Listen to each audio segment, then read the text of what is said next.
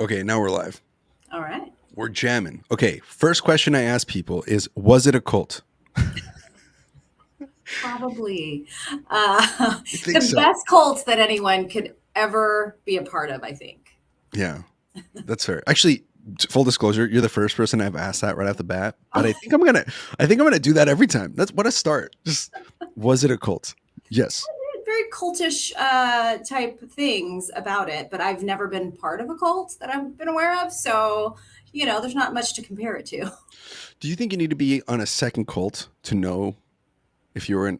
You know what I'm saying? Like maybe we were it was a cult and we didn't know because we just didn't go back into another Yeah, I'm one. going to start Googling cults I can join so I can take notes. Yeah. Actually, 2 episodes ago, we recorded with Anthony Conroy, and he was in Landmark, which some people consider to be a cult.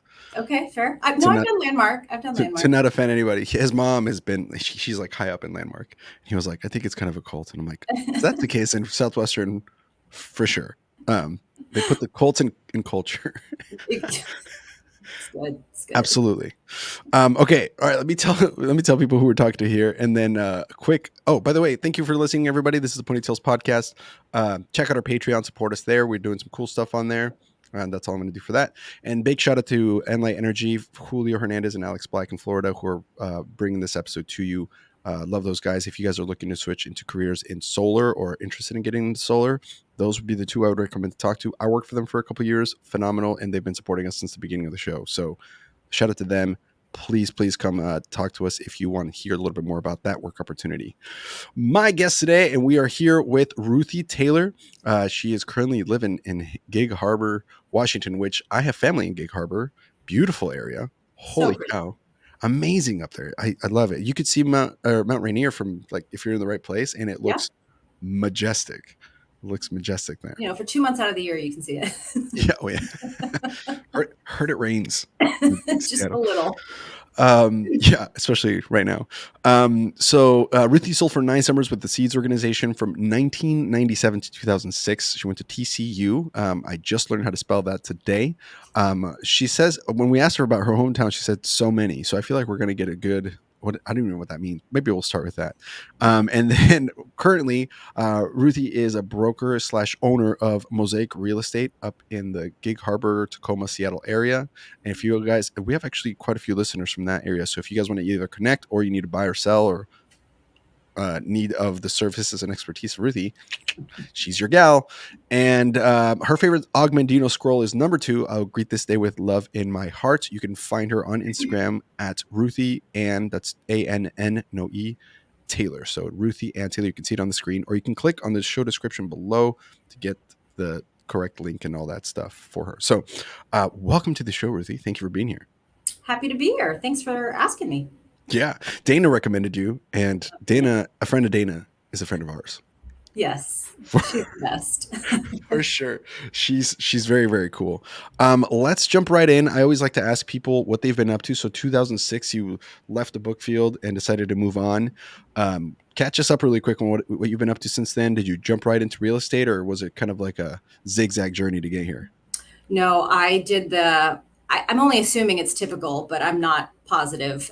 Anyone who sells as long as I did, even if you did like the post college, like you sold 5 or 6 summers, I feel like you are like super lost after you're done selling books. You're like, well, what the heck am I supposed to do? Like, so I think I had like every type of sales job post Southwestern, just trying to figure out, okay, what is it that I'm passionate about? What can I make money in? What is it that I really want to do? Man, these people suck in every other company that I worked with. It's really hard to compare the people, right? It's like It's the hard. people are what made Southwestern. Um, so I did everything. I advertising sales, I sold wine, I sold insurance, I just, trying to figure out, how not to use my nutrition degree. Yes. From TCU. Yeah, exactly. My very expensive degree that I never used. So, I struggled trying to figure out what it is that I wanted to do, and I ended up in real estate. Long story short, I left Southern California, moved up to Washington for an ex-boyfriend. Uh, Wow. we broke up. That's why I ended up in the Northwest, because I loved Southern California. I don't know why anyone would leave there. Um, Subjects, super expensive in politics. But I moved up here. We broke up, and I met my current husband. We met on eHarmony. No way. I want to Totally. ask you some questions about that. My wife and I met on Hinge, by the way. So Okay. the online dating thing, I love that. Okay. Yes. So We'll this is before hit on that. swiping. This is like old school. This is a long time ago. Um, Yeah. It's like extensive, right? Like you have to, the questions they ask you and all that. It's like, eHarmony, yeah, yeah, it was definitely more extensive than, like, I don't know, Match, or yeah, those were the only things. I think it was like Match and eHarmony back then. yeah. It Wow. was That's like when so cool. online dating was like still. Stigmatized. There's still like a weird, like, oh, you met online. Like people still give you crap about it. No, no, no, not at all. I feel like that's how everybody meets now. But back then, and I'm like, I Yeah. I don't know. I meet everybody on the internet. That feels normal to me. Yeah. That's awesome. Okay. So you got married and then you stayed in Seattle. No, we actually got married. My husband was raised overseas. His parents were missionaries, so he grew up in Central America. He was in Seattle going to seminary, and we met a little later in life. I was 31, he was 30, and so we were like, there's probably not a better time to travel the world than there is now. So we got married, didn't ask for gifts. We just asked people to fund our honey fund. And we backpacked for 6 months across Central America and Southeast Asia.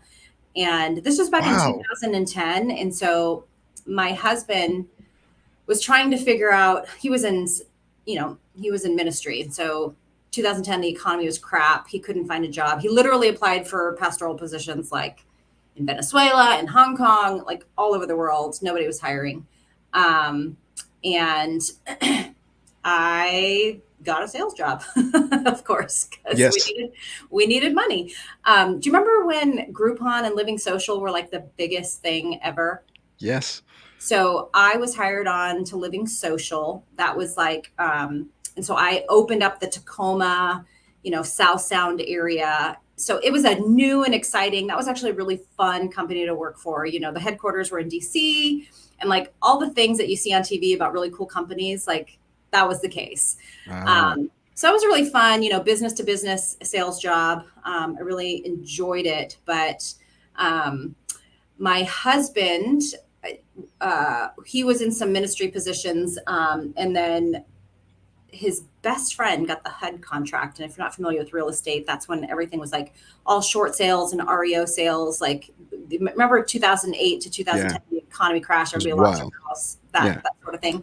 So his best friend, while everybody else was getting out of the industry, got this huge government contract and had more business than he could handle, and asked my husband to get licensed to come help him, because my husband was waiting tables at night and doing ministry stuff during the day.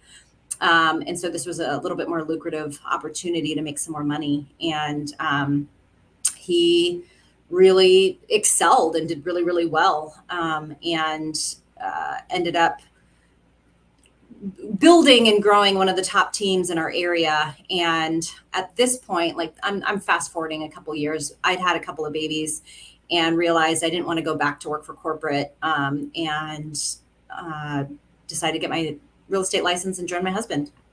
Wow. Yeah. That's bananas. So, okay. So many questions. But your husband was in ministry, Yes. not really, I guess in a way you could call it sales, but not like the sales that you had been exposed to. So when he started, were you coaching him or anything? Were you like, all right, here we go. In real estate? Yeah. For sure. Like, I Nice. taught him to go door to door. I taught him scripts of You just were like, sitting outside in your parking lot, like, door. And he's like knocking on yeah, he did. I behind mean, her. he That's amazing. he killed it. He had no fear. I'm like, man, you would have killed it at Southwestern. Yeah.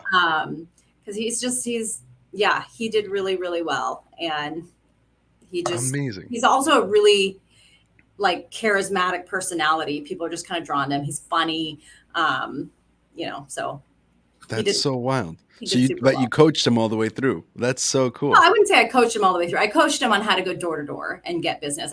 I coached him on some things, and like open houses. Like, just because you had 5 people come to the open house didn't mean like you had a productive day. I'm like, did you get their contact information? 30 demos. Get it. Did you get him on his self-talk? Were you like, all right, what are you saying to yourself during the day? Like, you gotta get He's into a pretty positive person. Like that's he, good. like, yeah. So I think he naturally is like a walking positive affirmation. I love that. That's so fun. Okay, well, here's the deal. I'm just going to throw this out there for you now. We're trying to get together to do a spouses that didn't sell episode hosted by my wife who did not sell, and have like specific questions set up early. Like, hey, when like for example, when you met him, at what point did you bring up that you did this, and how did they react? Oh, pretty quickly. In fact, one of our, I don't know if it was like our third or fourth date. There was, the irony. I don't know how to like cliff note this. I went to school in Texas, and it's by a random group of scenarios that I ended up working with the Washington students in the Seeds organization because they were in Washington. I Yeah, was in Texas. I was going to ask you. I was like, how did you get in that group? Yeah. Yeah, it's a story. But anyway, so I was up here, even though I didn't get to college with these kids, I sold books with all these kids. So there was a barbecue with Ron Alford, Ashley, and Eric Wellens. They weren't married at the time, but like, it wasn't an alumni get together, but it was just a gathering of book people. And I brought Andy because I didn't know anybody when I moved up to Seattle for my ex-boyfriend, except for some of the people that I sold books with. So I didn't have a huge community of friends up here, except for anyone that I sold books with. So I brought him to that barbecue. And I think he could tell, like, this is a different breed of people. He's like, wait a minute. Yeah. These people, they started singing chants out of nowhere. Like, it was what the No, we didn't get all culty on him, but there's just something different about book people for sure. It is. My wife has noticed. She's a mental health counselor. She's fully licensed therapist, and so I've asked her, like, from a psychological standpoint, I'm like, what do you think? What's a good and bad? It's interesting to get into that. But anyway, if your husband's ever, you said he's charismatic and is fun, so that he could be a good. We want to do a panel, so if he ever wants to hop on and be on the panel for that when we get it going, I'll Yeah. I'll bother you about it. Okay. Okay, so then you get into real estate, and how did your experience with Southwestern play into this? Because I've heard from other people that we've had on here who've been in real estate or who are in real estate that it's a ramp up period to kind of get going. Did you experience that at all? And how did you apply Um, that Southwestern knowledge to kind of get you going? you know, it normally is. There's a huge ramp up period. And because I wasn't from here, like I was in Tacoma, I knew nobody. Um, I didn't have community or a sphere of influence built up really. And so when I started real estate, we had been living here for maybe 3 or 4 years.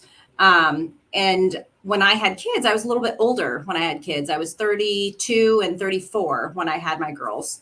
And so pre real estate, I was really struggling to find community in the same season of life. And because of that, I'm like, I need friends. I really need friends. I have a newborn. I have a 2-year-old. I don't know what I'm doing. I am used to working and being at home all day with like kids that just cry. I just like, I needed some community. And so I would be that weird girl, like at the grocery store, I'd see a mom like holding a baby around the same age, or like see a mom at the park and just be like, hey, let's hang out. And I think, I don't know, people are just kind of weirded out by that. In this area, they are, and I felt like the Northwest is a little bit like that. Yeah, Yeah, in maybe if I'm Nebraska, still I in wasn't. Texas. Yeah, I was from Nebraska. I grew up in Nebraska. You'd make 100 million friends the Yeah. day one. Yeah. So I started an online community called the Village 253. And it started off as an Instagram post saying, hey, I've got 2 kids. I need friends. I need community. I know I'm not the only person who feels this way. And that was, let's see, my daughter was 2 and 6 months. So like 8 years ago. I don't do public math. And right now that community, there's like over 3,000 women in that community. But at the time, I literally needed friends. And then I got licensed. And then because I had this community, and what I did is I just created play dates. I created opportunities for women and moms to gather. And then I built community.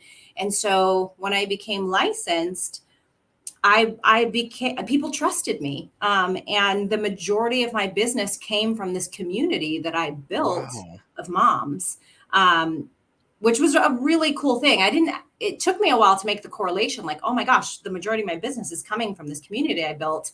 And once I had that light bulb moment, I'm like, oh, I should really be strategic about this community.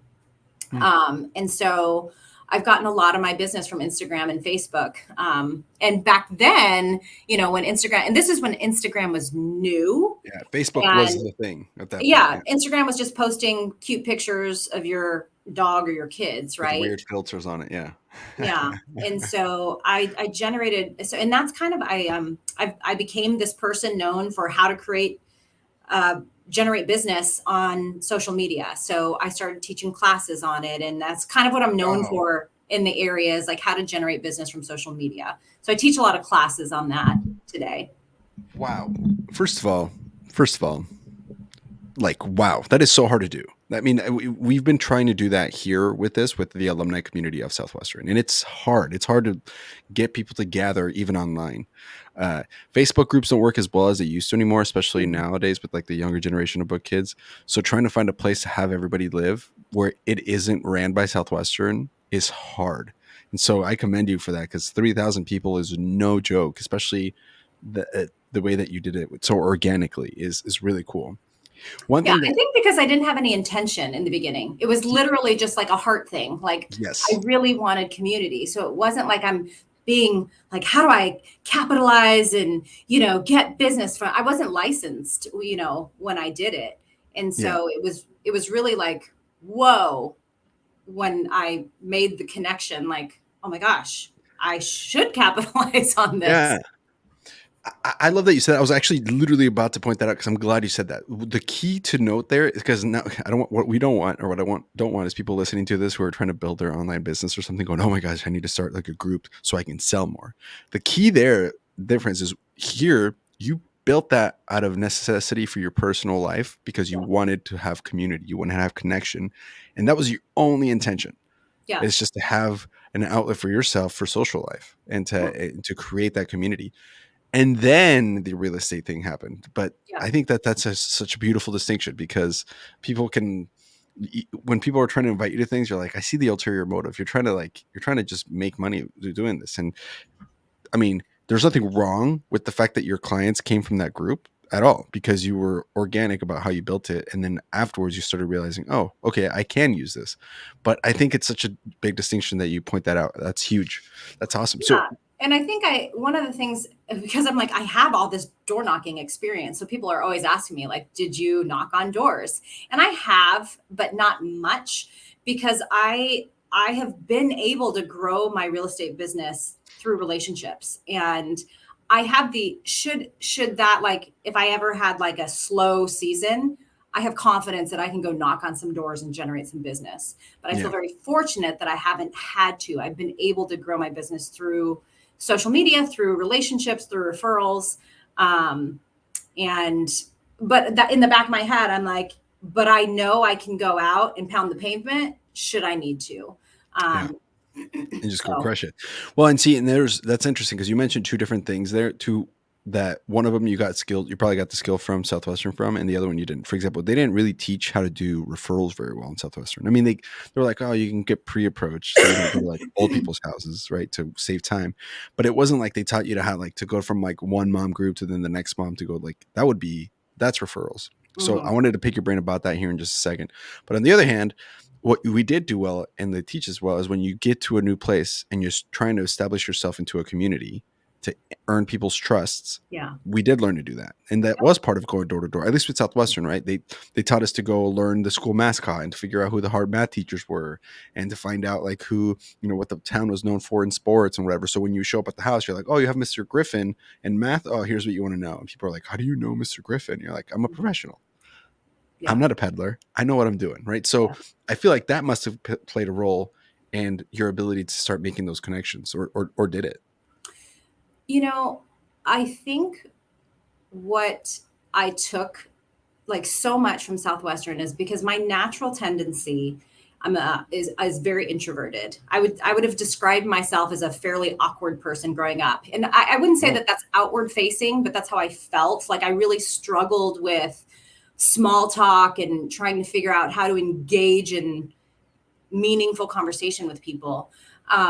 But when you've spoken to literally thousands and thousands of people from every walk of life, you just have a little bit more confidence going into conversations. And so that's sort of what I feel like my unique genius is, and my value proposition is I know I have spoken to more people. I've had more one-on-one conversations with more people than any other agent that I compete with.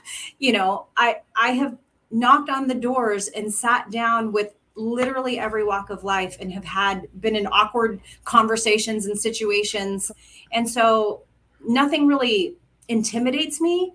I didn't grow up, I did not grow up in big brick, and I was super intimidated at first when I was selling books in these really wealthy communities, because who was I? I was this poor kid from Texas. Like I didn't know how to engage. I had no um, I just had no conditioning for how to interact with people that weren't like me. And I really grew my confidence through that in Southwestern. Like, yeah. some of my last few summers selling, I was working in New York where like the Clintons live, Vera Wang lived, like all these celebrities and sports athletes and stuff where I'm, like pressing the buttons, and I have a gate and I'm talking to the, housekeeper, Yeah. like learning how to communicate with um, this socioeconomic realm that I had no experience or business talking to, Yeah. has given me a lot of confidence in the real estate world. I mean, and you learn that in your early 20s, late teens to do that, Yeah, mind which blowing. it's bananas. Yeah, to think about that, that's something. Yeah, that is a positive. I mean, we don't always like. Again, the show is not about loving on or hating on Southwestern, but credit where credit is due. That is something that you did get to learn, and it's like you said, it's just you got more at bats early on that just Yeah, led to more at bats that were quality later on. Then now you're like swinging for fences here and yeah. crushing it. So that's awesome. Now, on the other hand, the referral game was not something that we learned. So where did you, or what have you mastered? What have you learned about that to kind of uh, put some advanced sales out there for people who maybe are listening, going, "Hey, I don't know referrals. I just got done selling books. What was the do's and don'ts of that?" Are you asking specifically currently in real estate, or what did I Ooh. learn through Southwestern? Yeah, let's just go in real estate that you learned, because in Southwestern it was just like, "Hey, don't go to that house." And you're like, "Okay, do they have high school kids?" And they're like, "No, they're old." You're like, "Okay, right." It was just like typical pre-approach, but the actual mastery of like, "Hey, you like me. I got you a house, and Hmm. now I need you to tell me which ones of your friends wanted to buy a house from me or Yeah, sell their house with me." So like, sure. what skills did you pick up? What mistakes did you make along the way to kind of like, sharpen that tool? Sure.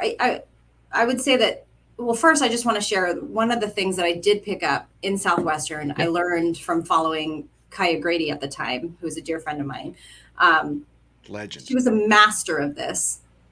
But you know how they gave us that yellow envelope where we wrote everybody's name and their kids and their grades and everything like that?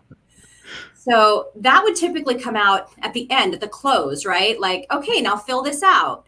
Well, Kaya, when she knocked on doors, she would knock on the door, she would step back, they would come to the door, and she would like reach out her hand with that. So the person just naturally would come out and grab it and look at it. And all they're doing, and of course, we have the top names at the top, Yeah. they're just looking at these names. So it's not a referral per se, but they're seeing all of their friends' names and recognizing all of their friends' names. And so their interest is piqued. Like, these are all prominent people in the community. Then you have Yeah. their names and signatures here. What is this about? And that was like, I remember picking that up from her, and I was like, oh man, that is just Genius. like golden nuggets, and how I changed my Write approach. that down. If you're listening, write that down. She was just masterful at that. I mean, she was masterful at so much, but that was like, I remember like observing that and be like, oh, I'm doing that. Wow. Now, when it comes to referrals, it really has to do with the ask. And I think that most people are just afraid to ask. And I never want to be like, hey, who do you know that's looking to buy, sell, or invest in real estate? And so I come from that go-giving mentality is if I continue to provide value after the transaction, if I continue to give and give and give and provide value and give. So the way that I do that is I host lots of client appreciation events. I send lots of notes of gratitude. I'm always commenting on, milestones that are happening in their families' lives. I'll send little treats when it's, I see that they have an anniversary coming up. And so because you have a real estate transaction, you work really, really closely for somebody for 30 to 90 days. You're Yeah. talking every single day. And then you get the keys, and then it's like, Bye. right? Yeah. And most people forget the name of their realtor. They had a great experience, but they forget the name of their realtor 7 months later or 3 years later or whatever. And I am like, I am never going to let a client forget who I am. So it's just trying to stay omnipresent in front of them, whether it's on social media, whether they're getting something in the mail, whether they're getting an invitation from me, keeping up with, newsletters, what's going on in the community. I'm just constantly in front of them. And I have, at that point, I feel like I've earned the right to ask for a referral, if they're not automatically sending them my way. But I don't feel like I've earned the right to ask if I just, close the transaction, never talk to them again, Mm.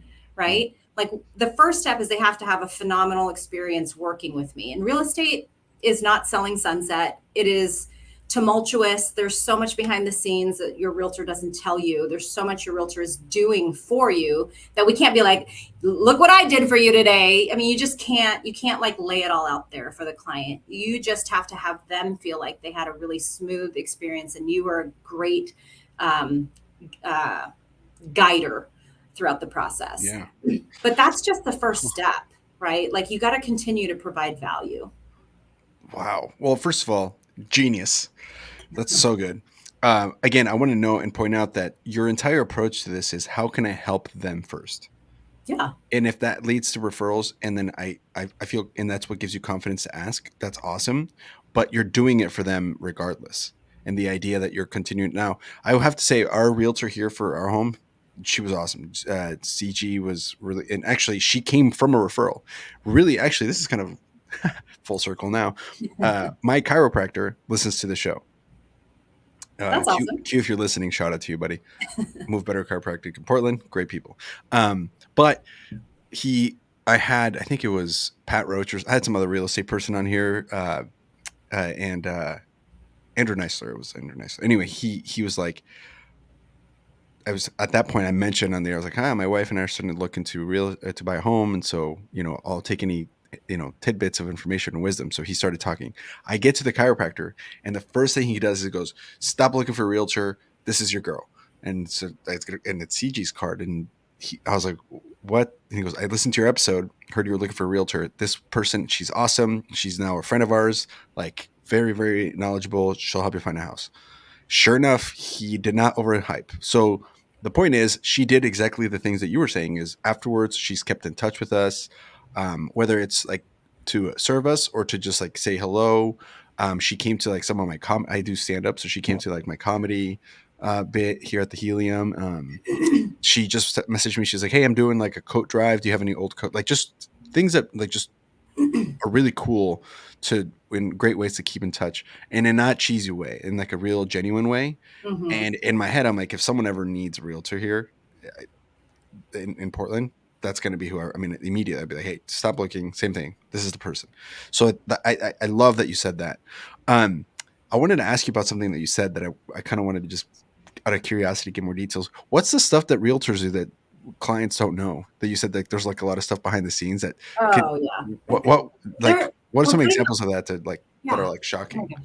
We're that's not the shocking. It's just that we're putting out fires constantly with a transaction Really? because you think about a real estate transaction, it seems like okay, there's a buyer, there's a seller, there's the buyer's agent, there's a selling agent, but there's really like 30 hands in the transaction. It's not just four, right? Because there's title and escrow, there's the appraisers, there's the lenders, there's the inspectors, there's the buyer's dad, there's there's just literally there is so much that can go wrong in a transaction because it's not just between two people. There's so many people involved. And for a real estate transaction to go through, we're we are relying on every single one of these elements to do their job, right? And I don't get to decide who the buyer's lender is. If when I represent a buyer, the title and escrow is typically chosen by the seller. So I might not have a relationship with there. We have no control who the appraiser is. So like we're constantly working with new people and we don't know their biases. We don't know how hard they work. We don't know their reputations. We don't, some people we do. There's lenders where I'm like, oh, they're great. You have a great lender. Hallelujah. Mm. But for the most part, we don't know who we're working with in the transaction. So every single transaction is like a dance, right? Like I need to be able to negotiate for my client, but also like it needs to be a win-win. So if the buyer's agent, if I represent a seller, if the buyer's agent's not doing their job, I can't be, I got to keep the buyer on the line. So I can't just be like, come on, do your job. What the hell? Right. Like there's this like fine line of like, we're all friends. We're all on the same team here. Do your job, Yeah, um, absolutely. That's and wild. so I will be contacting, like appraisals come in low all the time. So before I ever call a client with a problem, and there's a problem in every transaction, I have to go down the line of like, what are my solutions? I will not call a client unless I can provide them with solutions to that problem. Otherwise, they are just freaking out, right? Right. Like, your appraisal came in low. Oh my God, what does this mean? Did I lose the house? Like, do I have to bring $50,000 to the table? Like, what does that mean? And so I just, I know I'm not specifically answering your question, No, but this is great. there's so many things and so much communication. The lender's not doing their job. Sometimes I will literally call a lender 5 times a day because we're waiting on something from them. And I have to wait for them to do their job. And Yeah. it's maddening because I am very particular, very detailed, very, clock oriented, like, let's get this done. And when you're just waiting on other people, it's maddening. It's brutal. Oh, Yeah. I get that. It's kind of like for perspective. It's like if you're selling books, except the family has an agent if to tell them if they want to buy the books or not, and you have to convince the grandma, and you have to who's going to help pay for the books, and the books cost anywhere from 300 to $1.5 million to $2 million, and they have to find it. It's so many pieces. It's like playing So chess. many pieces in the sale. This is my first year in real estate. I was like, I don't think I can do this because almost every sales job that I've had, the sales cycle was really short. But this Yeah, is on average from the day that I meet a client to the day they find a home to the day they go under contract and close can be years, yeah, can be, at a minimum, it's going to be about 45 to 60 days, yeah, no right? doubt. And there's so many things that can go wrong and have that, I've had millions in escrow months at a time, and literally every single transaction fell apart, like every single one of That's them. wild. And it's beyond my control, right? Yeah, And so that's what's so I struggled with my first year in real estate is because with books, it's like if something goes wrong, it's on me, right? yeah.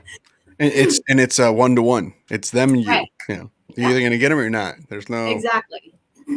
dang. So the That's sales crazy. cycle was like, oh my gosh. I remember one Christmas when my husband was first in real estate and we were, we had no money. And he's like, we're gonna get like $10,000 in commissions this month. And literally all of that fell apart. Oh, And I was like, do not tell me about money until the check is cashed. yeah, that is actually a sales thing. It was similar. It's not to the same extent, but I was in insurance for a little bit, Mhm. and same thing where it's like, oh, they're gonna buy that policy, and then you do the thing, and then they didn't get approved for whatever reason because of their health or something, but you were already spending the check before it hit your account, and you're like, I'm gonna buy Yeah. this, and all of a sudden it's like, oh, they didn't get approved. And you're like, Yeah. so you learn real quick. You haven't made the sale until you got your commission, until it hits your bank account, and you're looking at it going, this was deposited.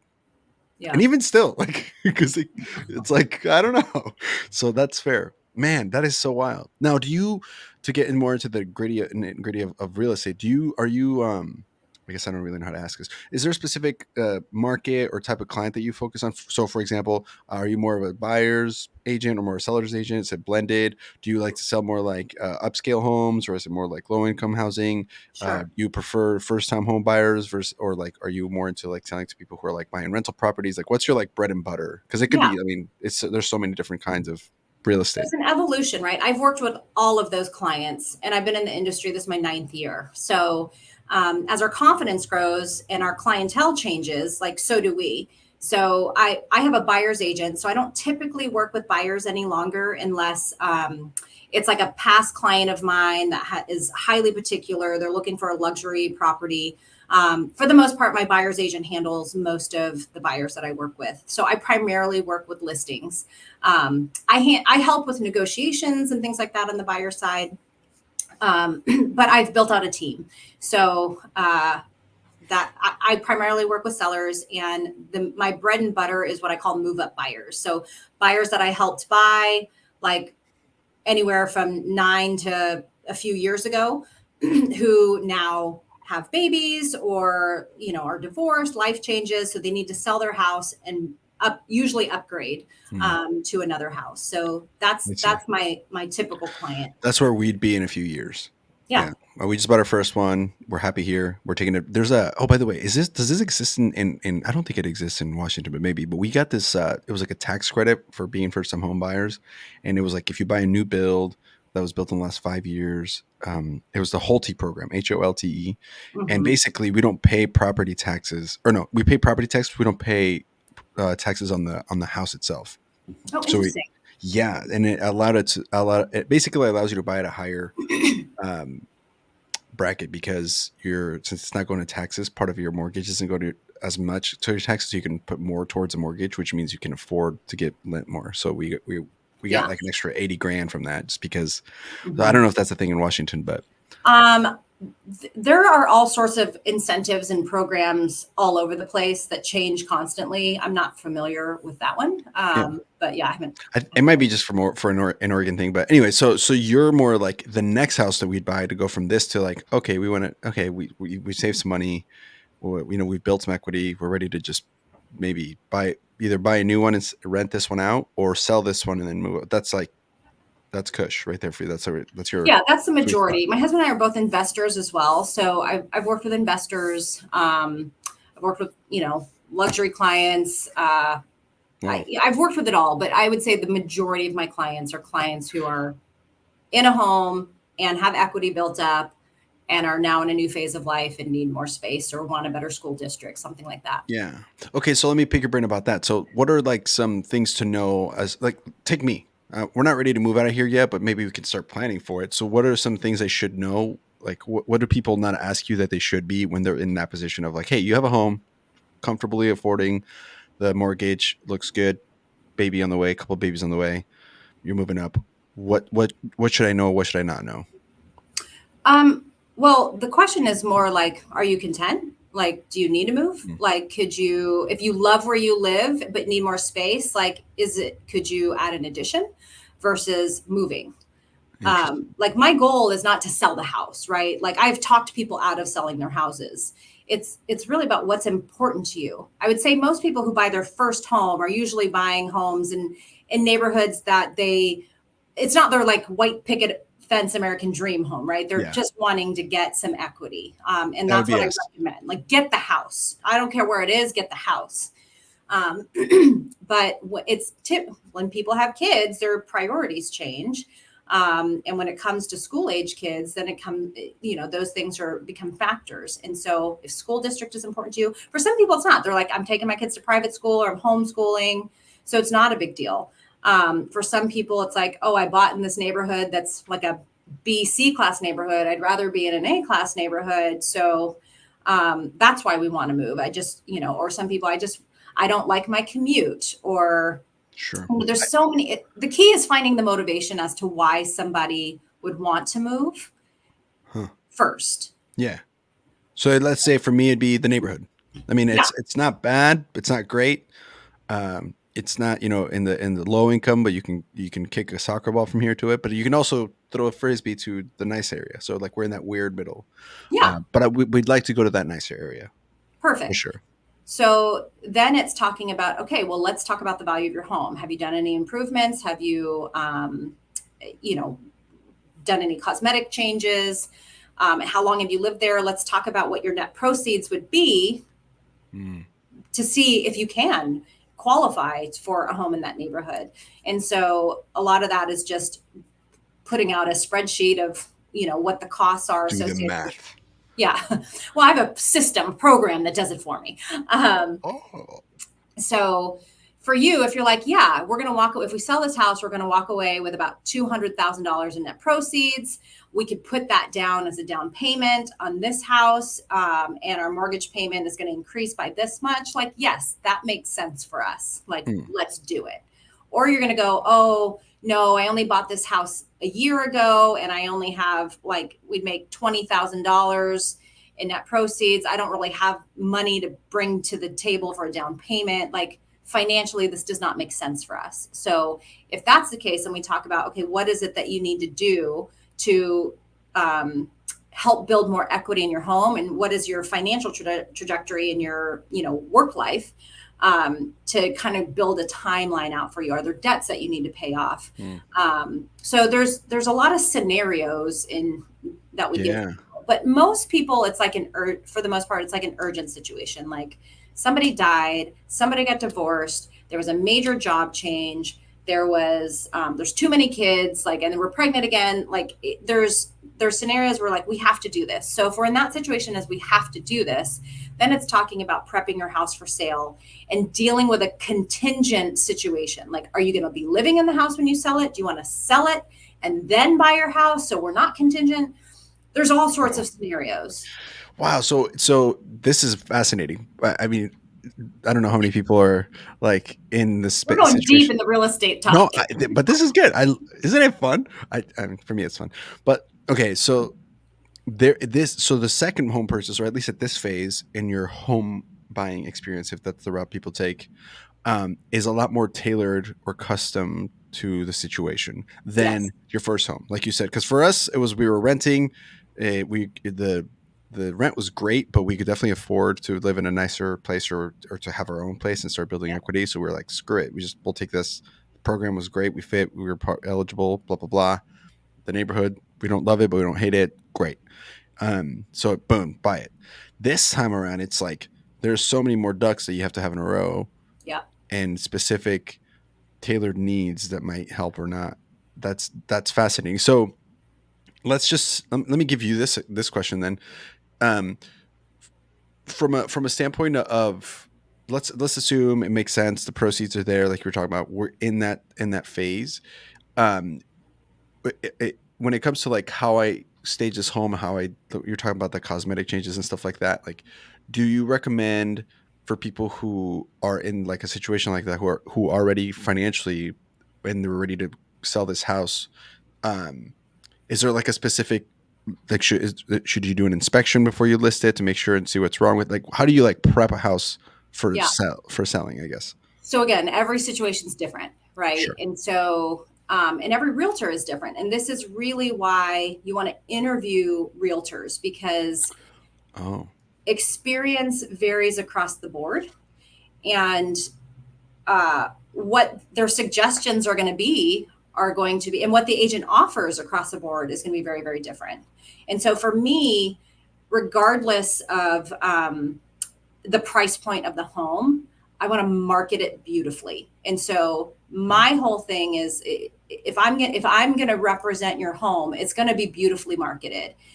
You can't afford the staging, so I include staging in my fee. So every house what? that I sell is staged, because a staged house nets more than an unstaged house, and it's the photos are prettier, the videos are prettier, and so every house that I represent is going to be staged, unless there's like a tenant living in it, it's a rental. Like there are some scenarios where Sure. that's not the case, but for the majority, Yeah. like if you're actively living in a home, Everybody's design and style aesthetic is different.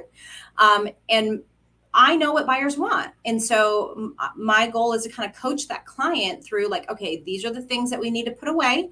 And hey, you've got this hideous, I know it's really comfy couch from Costco. I know it's super comfy, but it does not show well It's got to in go. photos.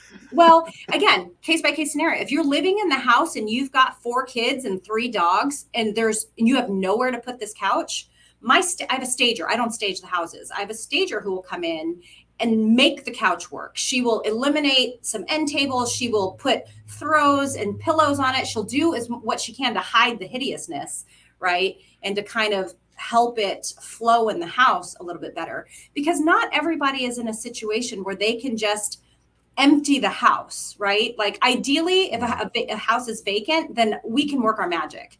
But 9 times out of 10, if you need to sell your house to buy a new one, you're actively living in it and you don't have a second house to go sleep in while your house is up on the market, Yeah, no right? doubt. So it's complicated because it's like, okay, we've got 3 cats and 2 dogs, and there's dog hair and cat hair everywhere. There's the bowls, and then I've got toddlers, right? And that's the situation. So it is, That's when you're in this fascinating. situation, it's a much more stressful buying and selling scenario than a first-time home buyer for the most part.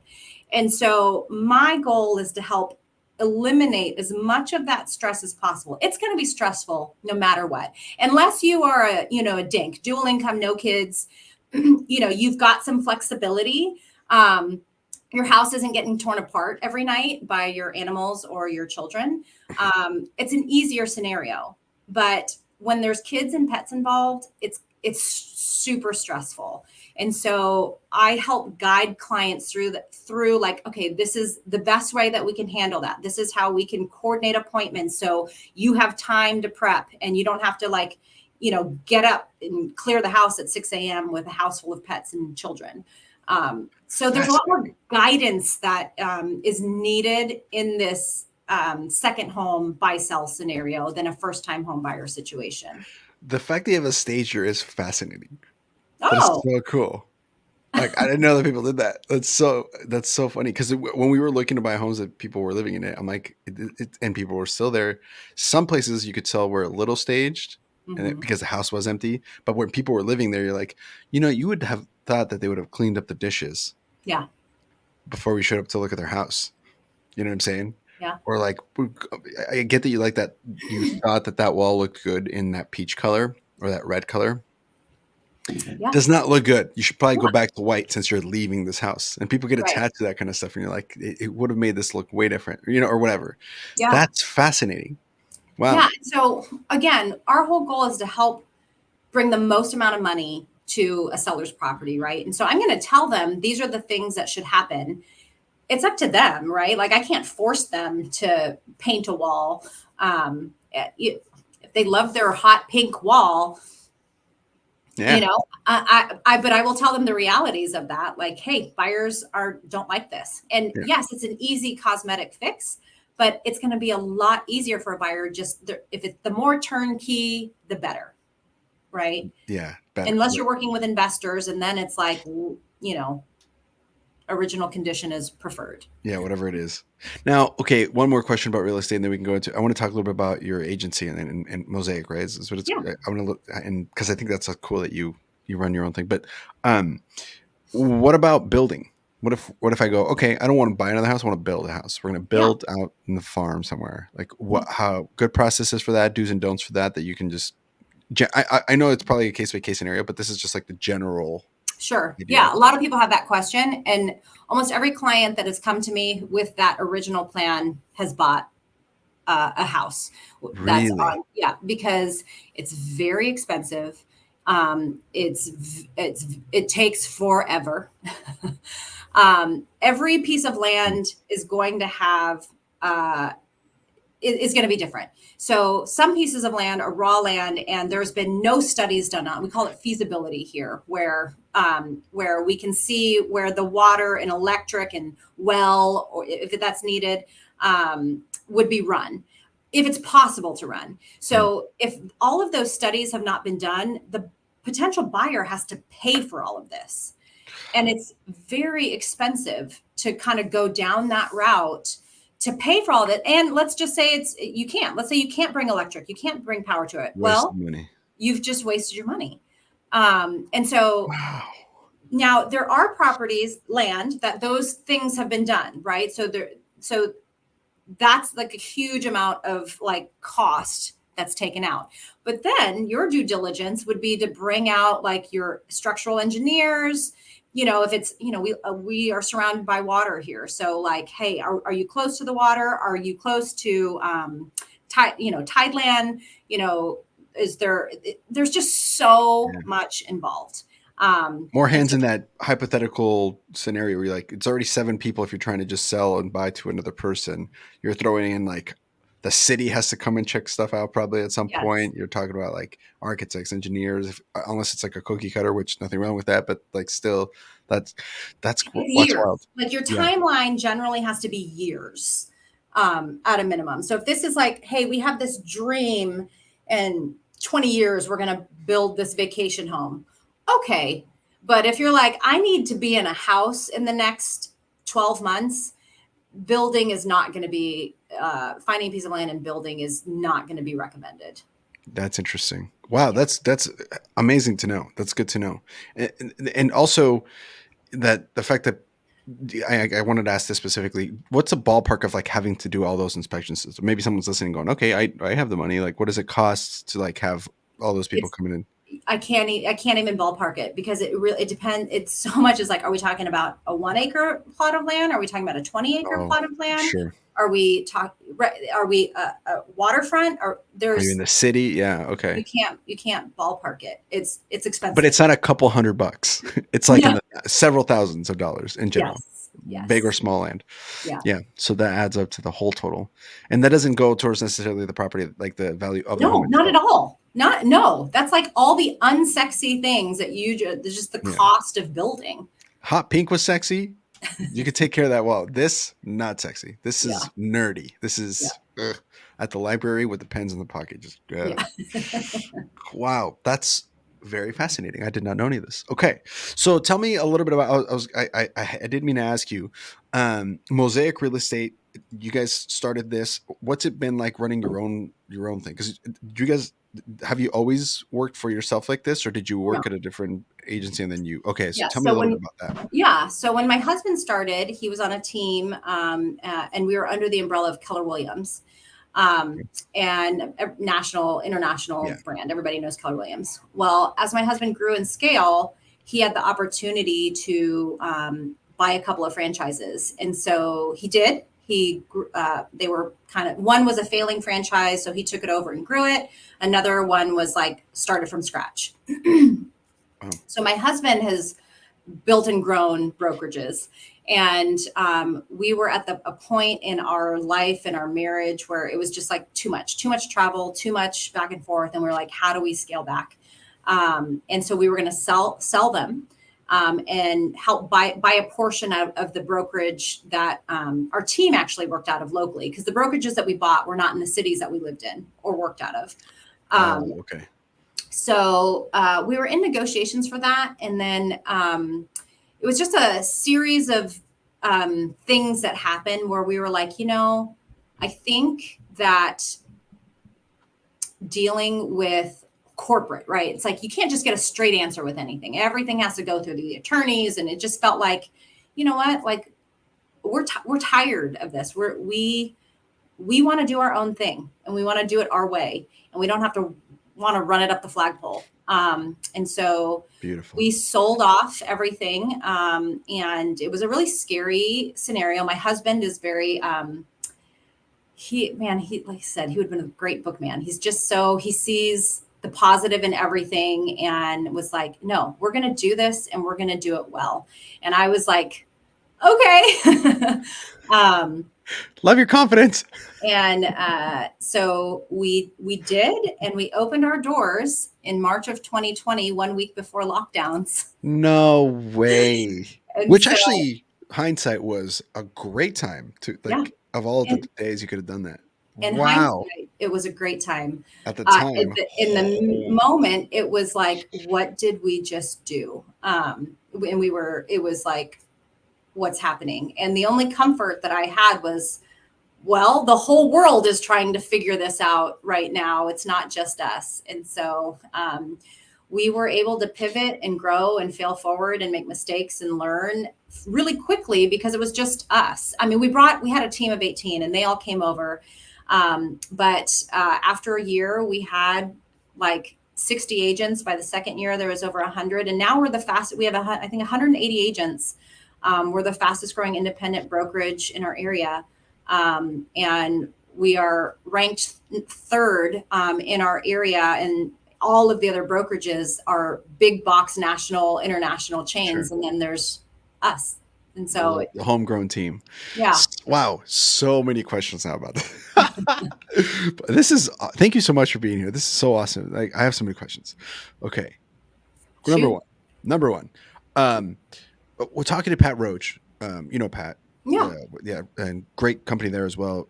The first thing that because he didn't really know anything about real estate going in, so he kind of had a little bit of a learning curve. But as he started building that business, he mentioned a lot of it had to do with the culture that he wanted to build in his company based on what he kind of had learned from what wasn't working at other agencies. So, did you guys approach it that way as well, or what was your approach to have it so that you grew so quickly? Because there must have been a lot of value that people saw working for you rather than like what they would seem as an established, like you said, international brand.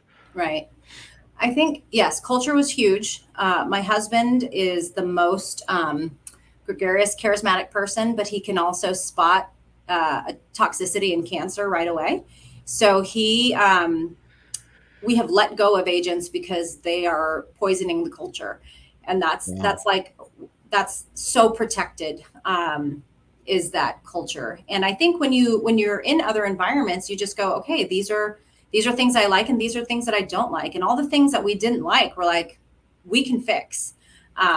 We knew, like, we were agents at other brokerages, so we knew where we felt like value really lacked. And because I am an active agent, my husband's licensed, but he doesn't sell real estate anymore. But he was very active, and so we're not we're active owners. Like I am still actively selling real estate. I really know what's important to an agent, and what's frustrating to an agent, and it is our goal. Like, for my husband and I, every agent who hangs their license at our brokerage, like, they are our clients. Just like anyone who buys or sells from me, like, my job is to continue to provide value after the transaction and make sure that they know who I am and they feel cared for and loved. It's the same thing for our agents. Like, if an agent chooses to hang their license with us, I'm not gonna be like, thanks, that's awesome, and just like, Good luck.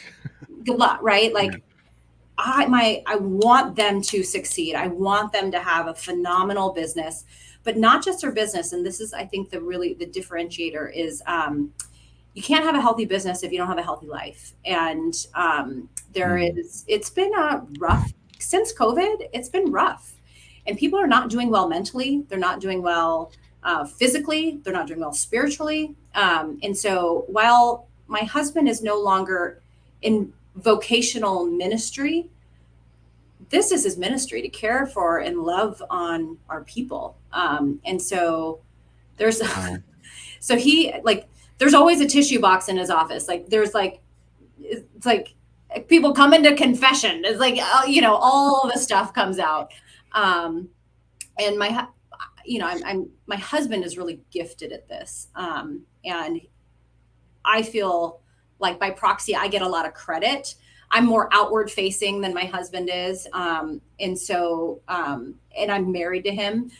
So I get a lot of the credit, but my husband is truly the visionary. He is the one who has set the table, so to speak, and make sure that all of the stuff that is important to us is implemented and that our people are taken care of. Wow. Gosh, you guys are crushing it. That is so awesome. I love it. He's like having PCs with people. He's out there. Oh, yes, 100%. It's But a he now does that. His gifting also is finding that talent in other people. So he kind of has PCs with top tier talent. So our staff, our leaders, but he's trained our leadership and our staff to be able to handle our growth, right? Because we are not 100% accessible, right? We wish we could be, we can't be. So he's really has the gift of finding top talent, training top talent. So everybody can feel heard if they Mm. can't have access to me or my husband right away. And Wow. so that's the issue with scaling is you just can't be there for everybody. Like we have kids to take care of, we sleep, you know. I mean, Um, just your own personal life in general. The balance of work and life is important. Plus, the clients that you have to take care of since you're selling, that also takes up your time. Besides mentoring and growing your own team, it's like, okay, you got to be available for your clients as well. I mean, that's a lot of your time.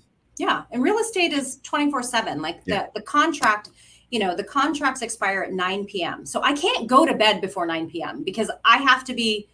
open to negotiate, right? So it drives me crazy that that's contractually like our hours. And of course, people want to see homes on weekends and evenings, and that's hard, right? Mhm. For anyone who's people get into real estate because they're like, I want to have a flexible schedule, and you will not have a flexible schedule.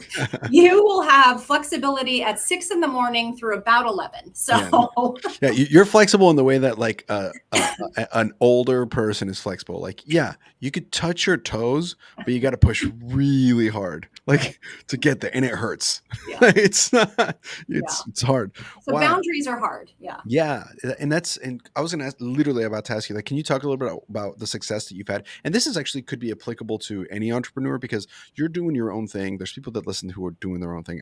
This is my job, right? So wanted to ask you a little bit about wisdom on that and how are you finding success, or if you are finding success on creating that boundaries to build that balance, because people talk about work life balance, and balance is not necessarily like it's a good buzzword right now in the entrepreneurial world, but it really is comes down to what's just boundaries. And so what success Yeah. have you found or like what wisdom could you share that you found that like really helps you to put up those boundaries? I would say that this has been my biggest struggle. Oh, we can say. I'm much better at it.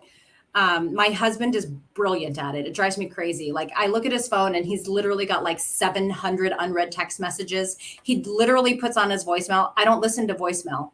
So he's got like 7,000 unlistened to voicemail messages. He is just a master at like controlling his time, and I have let my clients control my time. Like I would say for the first 6 years of my career, like Mhm. you call me text me at 11 o'clock, I'm going to respond. I just felt the need to be highly communicative.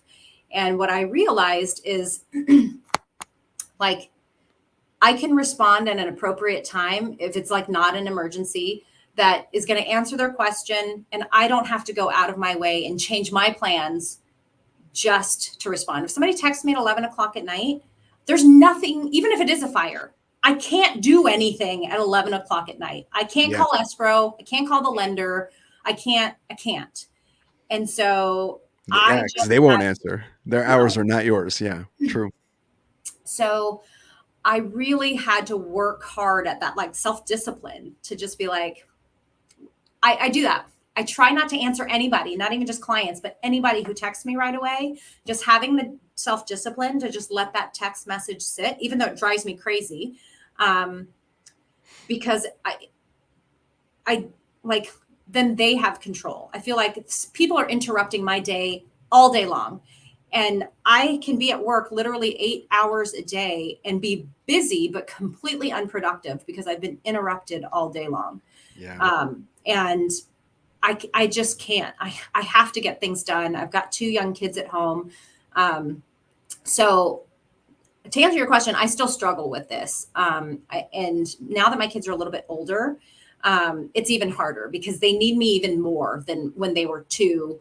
They need time. Like I can't just put them to bed now. Bedtime is like a 90-minute, like, this is what happened at school today. And, so and so is mean to me. And, my body Sure. feels weird. Like, it's just like, okay, I can't just be like, go to bed. Here's a So pacifier. Good night. Yeah. right. And so my family needs me more. And this has just been an evolution, right? Of just like, for me, going to work when they were like 6 months, 2 years, 4 years, that was easy to me. And I know a lot of moms really struggle with that. Like, oh, I need to be there.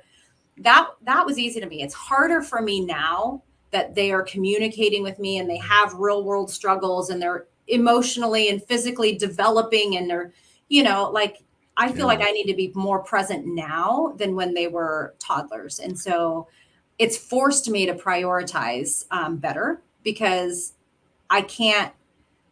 This is what, otherwise they're going to be talking about this in therapy when they're 30, Yeah. It's like my right? mom Like, was never there. She was always selling homes. right. Oh, I mean, they're going to be in therapy regardless. I've made peace with that, yeah. but like, it's like I get to control the narrative, right? Oh, it's so good. It won't be because mom wasn't present. It'll be because of something else, probably. We all need therapy. Full Yeah, disclosure. Yeah, go to therapy. 100%. If you're listening and you think it's not you, it's for sure you. Um, but yeah, that's fascinating. And these are the years of. I mean, there's I guess all years in a kid's life up until they're 25 are critical. You can argue, but like these particular years are like really important. And they're probably starting sports and activities and stuff too, so you have to like be there for that. Oh my gosh, yeah. So it sounds like priorities would be the answer, right? That's learning how to prioritize the things that and keeping accountable to those priorities. If your kids and family come first before your job, then that's the way it's going to be. And your clients can just, Yeah. if they think that you're failing them because of that, then at least your kids won't think that you're failing them. On the other hand, it's like And that's that's the that's a balance. hard pill to swallow. I'm a people pleaser by nature, and so like losing a client feels really hard. I've never lost a client because I set up boundaries, but I'm fearful that I might. And so I That really is have the to come fear. to grips with that. Like, if then we're not meant to work together. If somebody's going to be upset that I got to take my kid to the doctor, then go pound sand, go find another Yeah. realtor. I mean, there's Touch plenty grass, of bro. us, See ya. right? That house is going to be sold, but not by me. No, and Yeah. that's fair. I mean, actually, you mentioned, so I'm doing, I launched my podcast production business, and I was actually just having this conversation with someone this morning who wants to launch their podcast.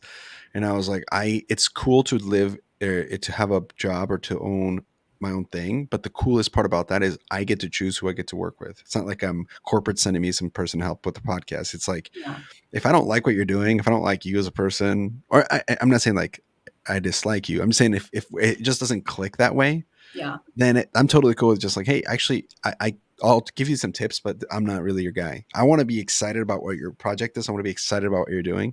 And Yeah. so like that in the same way, what you're saying here is you want to be excited about that client. You want to be excited that that's how you really make those connections. And it all goes back to that's why the referrals work and that's where your business is working, is because you get to work with people who, if you set a boundary, they're not going to like leave you because you work and sell homes for people who are cool, and you're happy Right. to do that for them because And the majority of my clients are a reflection of me, right? We're in the same yeah, season of life. They have kids, they're driving their kids around. So there's a lot more understanding. yeah. And so I don't know why I was so fearful. And so number one, number two, the thing that I want to share with boundaries is the thing that I struggled with the most is that the most conventional wisdom out there is written for men. And, uh, Oh, yeah. And I would just be so hard on myself because I'm like, okay, do I have to just wake up at 3 in the morning so I can have some me time and work out before I get the kids ready for school, before I coordinate pickup? Because for the most part, and this is not a blanket statement, but for the most part, it is the women who are getting the kids ready for school. It is Yeah. the women who are picking the kids up from school. It's the women who take them to the doctor's appointments and shuffle them to sports practices, etc. And so most of the most of the books that I've read and the podcasts that I've learned from, I have to take with a grain of salt, and I have to just really wave a lot of grace over myself because it's written from the men's perspective.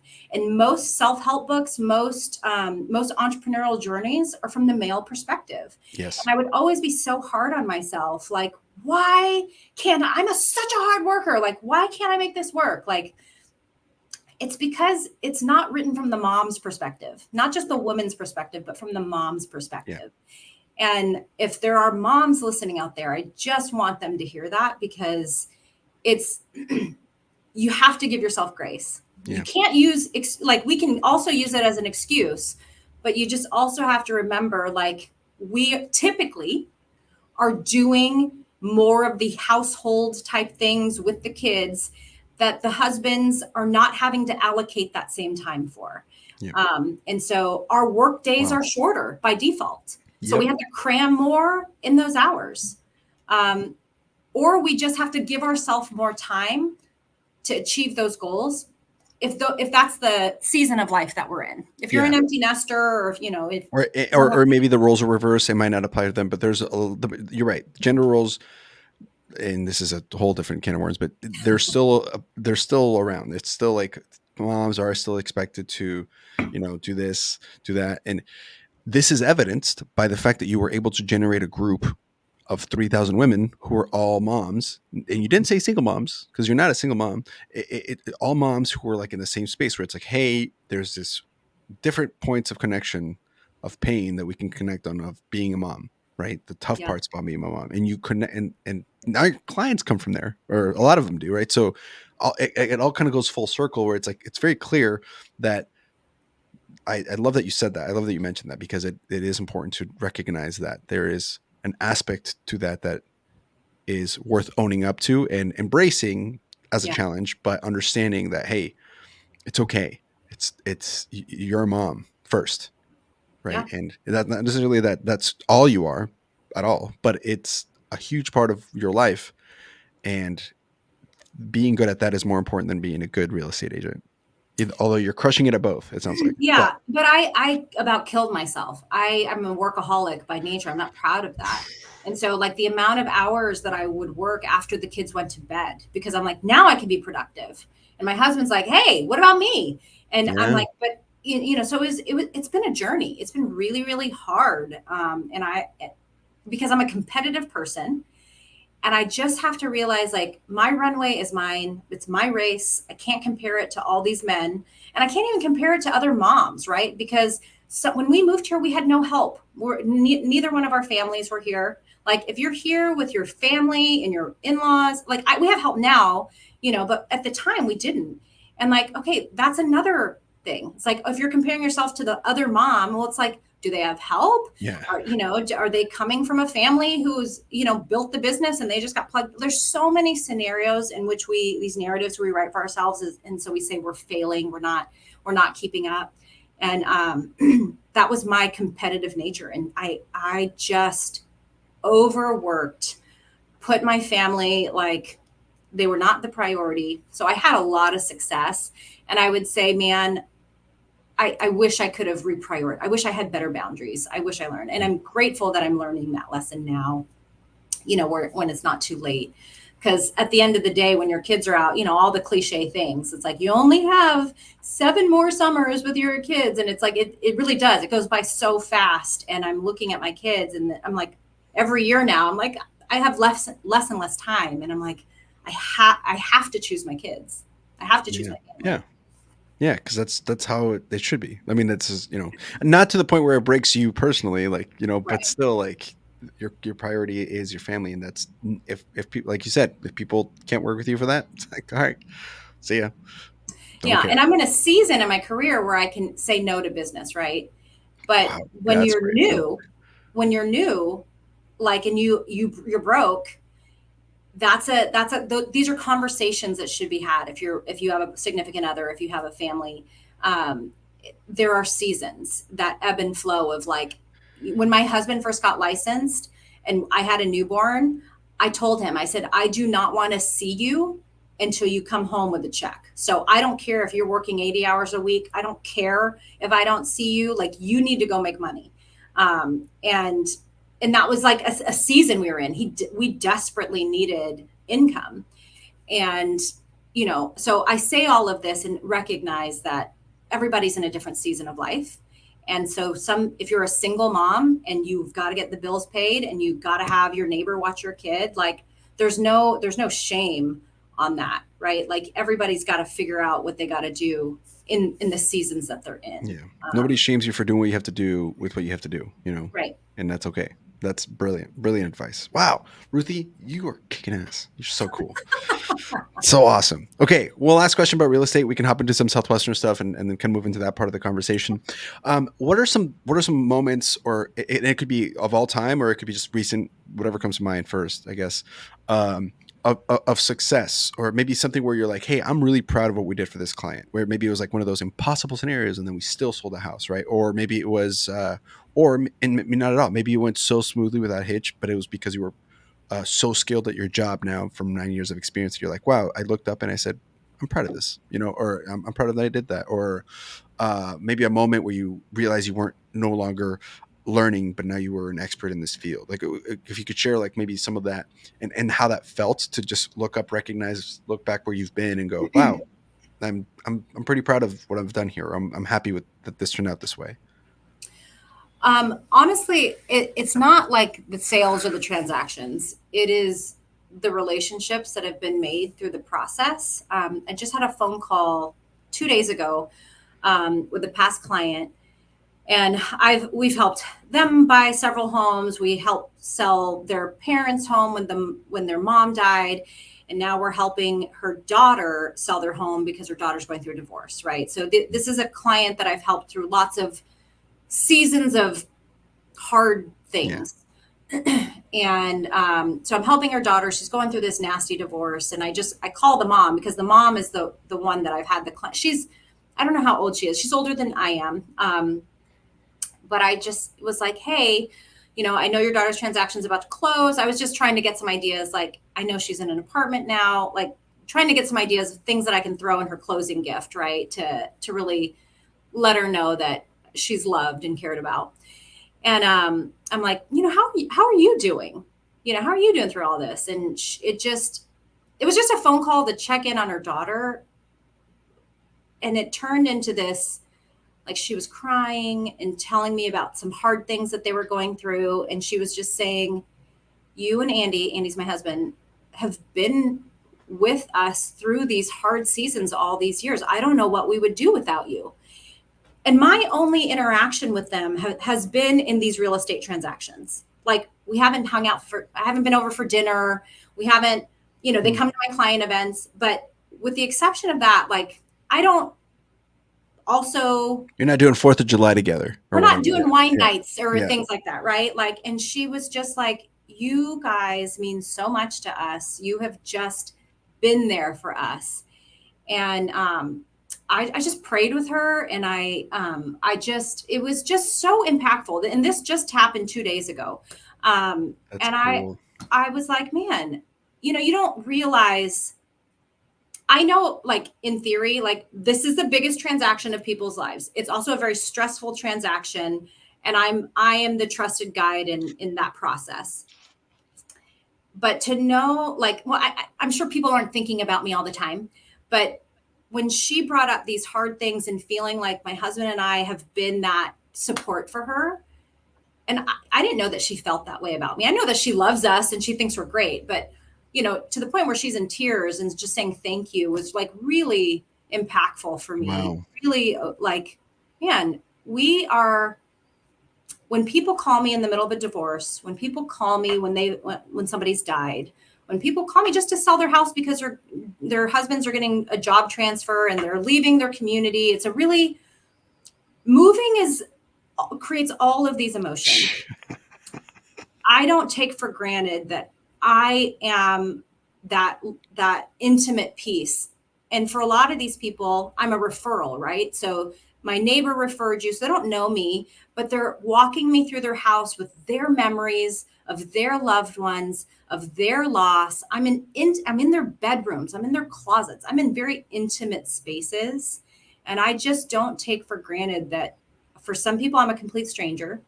For most people, they only know me in a professional sense. They don't know me deeply, but I was who they chose. And so that that feels like Honoring. I'm just It's such an honor. really grateful. It is an honor. Yeah, I didn't think about that. So my we don't have kids, but my wife wants to have kids, and she likes the idea of having kids in. I want to have kids too, but she likes the idea of having kids like that are born in the house, like where you do like Home the birth. the home births, Mhm. and her sister, they had a couple home births, and I think it's a really cool idea. But like, for example, at some point we'll leave this house, whether it's at the end of the 10 years or whatever, but like our kids will be born here, and that's such a hard thing to leave. I mean, my entire life, I've moved countries because we were going to be murdered. So uh, I'm not like attached to places enough like that, but I can understand and sympathize and empathize when people who are like, man, this is where it started. And there's some nostalgia to it that is attached to it. There's excitement, fear, right? What if the market changes? Yeah. So you're Yeah. there for all of that. And that is an important part of the human experience as it is in the 21st century. Yeah. So, wow. So cool. Very awesome. I love this. I love this. I love this. Um, I will say this, and then we can move a little bit into some Southwestern stuff. I'm sure we'll come back to real estate as we, intertwine here, but, um, if people are in the Seattle area, if you guys So are in, Tacoma, not Seattle. I okay, don't if you work in were, Seattle. okay, so not Seattle. If you're in the Tacoma area, or do you do Gig So Harbor as well? Tacoma, Olympia, Gig Harbor, Puyallup. PL. Okay. Very Someone bought my specific. car. Okay. Then go check out, and it's very specific, but we do have, like I said, we have people in that area who listen in. So go check out Ruthy. Or if you have friends in that area that you want to recommend Ruthy to, make sure you, go find us or find her on Instagram. I did want to ask you about that though. You have a pretty solid brand on Instagram. That's been built. I checked, you have like 12,000 followers on that thing. Mhm. That's unique. Is that unique for a real estate agent? I feel like not many real estate people have that kind of following. So could you shed some light on how you built that and or like Yeah. how that worked? So it's interesting. I got on Instagram before, when Instagram was brand new, and I loved it because I love it documenting things. And then I started using it for business. And when I realized I was getting a lot of business from social media, and I started teaching classes locally on it, I think what happened is most realtors just kind of have a local following, right? I have a following of realtors internationally. So I think a lot of realtors are they're creeping to see what is Ruthy doing, because I've been on a lot of podcasts. I've taught nationally, and so people. So if I go teach in Boston, then I've got all these realtors who follow me in Boston, and so I've got a huge following of the real estate community, and so Um, it's not just my local community; it's a lot of realtors. I see. That's so cool. But I mean, that's got to help in a lot of ways for Oh business and yeah, stuff. Yeah, it's amazing. Yeah, I yeah, just wanted to commend you on that because that's hard to do. yeah. Like what you're doing is impressive. Goals. Tell you, even like some people are Well, I've like, done oh, it for a long time. Like if you look at my posts, and you look at most realtors' posts, I have like almost 7,000 posts. And if you go on any realtors, if you just choose anyone out of the year, they maybe have like 150 posts, yeah, so right? you're just And so I'm always going. I'm super active on it. So cool. I love that. Cool. All right. So moving on to some Southwestern stuff. We're going to Sure. wind the clocks back now. So we're going to go back to 1997 at TCU, back when Ruthy was just doing her, what was it? What was your degree? Nutrition degree? Nutrition. Back in, biology 101 or whatever. Tell us a story about how the heck you first heard about Southwestern. How did you get into this thing? What happened? Yeah. So it was at the end of the school year. I was just planning on going back to my hometown at the time. It was Killeen, Texas, which is the armpit of Texas. Nobody wants to be there. To work my minimum wage job at J.C. Penney's. Oh, the classic pennies. Yeah, They're I was. obsolete now. There's young kids listening to it like, what the hell is a JC What is Penney's? I was paying my way through college. I was at a private university, so it was expensive. And my friend was just like, "Hey, Dan and Dave, like they did this weird thing where they sold books door to door last year, and they made like a lot of money. I think I'm going to do it. You should come too. Like there's like this seminar or something about it." I'm like, "Okay, that sounds great." So I went, and I'm like, "This is amazing. Sign me up." Oh, you were an instant pony. Oh yeah, because I Oh, I knew these two guys who had done it, and it was for me, it was just about the money. I was like, if I can make 10,000, or they said 7,500, I think was the average. I was yeah. like, that is way more than I can make at J.C. Penney's. Like, sign me up. That's more than Uh, JC Penney was going to make. right? Well, I guess maybe not 97, but in the late stages of JC Penney, you made more. Yeah. They weren't making that So, much. and this was like really. like maybe like 2 weeks before school got out. So it was like late in the year.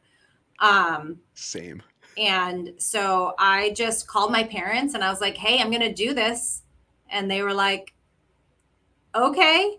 Like, it was weird. Like, I'm like, come, you didn't give me any pushback. Like, Yes. You had the same experience I did. One of those like, I'm in. When do we leave? 2 days from yeah, now. yeah. Okay. So I Mom, I'm jumped in going. a car to Nashville and I went to training and I was in Wow. Cherry Hill, New Jersey, my first summer. Oh, that's some good territory. Okay, so hang on. First, pause there. Questions. What was sales school like? I always like to ask, what was your first sales school like? Because it's like the one that just slaps you in the face. You're like, oh, Yeah. I'm coming from TCU, going to Penny's. No, just kidding. Dan Moore. Like, Yeah. It was whoa. wild, it was, I, there's nothing like it, right? When you're 18 years old, like you've never experienced anything like that. And so I loved the hype. I totally bought into it. I was like, I'm like a doer, right? So they're like, memorize this script. I'm like, okay, I'm going to memorize this script and I'm going to do it well. And I'm going to race up these hills with this green bag. And so I didn't have any reason to be skeptical. I needed to make money. And so I just, there was thousands of other people or hundreds of other people. I'm like, it's not like me and two other people in a room. So I was like, there's people doing this. So I was totally bought in. That's amazing. I love that. So you go to Cherry Hill, as you said? Cherry Hill, New Cherry Jersey. Hill, New Jersey. Did you have an HQ set up? Or No. did you? No. Oh, you got the full experience. All right. So, Yeah. for people who are Never had listening, an who HQ set up. I mean, it was amazing what they did. For people who are listening, who maybe lost about what we're talking about. So, it's not what we mean by HQ. You might think of like a corporate headquarters. No, no, no, no, no. HQ is where we live for the summer, which is typically with empty nesters or families in the community. And if you don't have them set up, you got to go find them. How did you find yours? Door to door. I mean, it's so funny. I cannot remember where I lived my first summer. I don't remember anything about the HQ or who I lived with. I think it took us about a week to find it. So we were, in a hotel, but I don't remember who my host family was.